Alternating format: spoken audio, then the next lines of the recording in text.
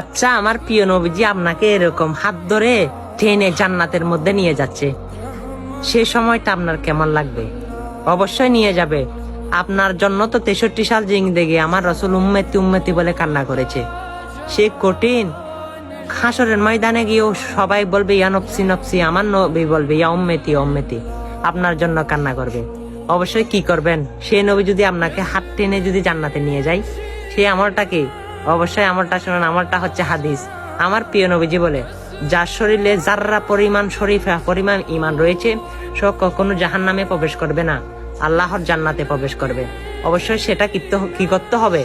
এই হাদিসটা সকল মানুষের কাছে জানিয়ে দিতে হবে, শেয়ার করে দিতে হবে। আর আপনার তো আমার মনে হয় জান্নাতের প্রয়োজন নাই। যার যার জান্নাতের প্রয়োজন নাই, সে ভিডিওটা শেয়ার করার দরকার নাই। কারণ আপনার ভিডিওটা অন্য না দেখুক আর আপনি সোয়াব কামাই না করুন। সেটা আপনি যদি চান তাহলে ভিডিওটা এড়িয়ে যান। যদি আপনি সোয়াব চান তাহলে ভিডিওটা শেয়ার করে যান। আমিন।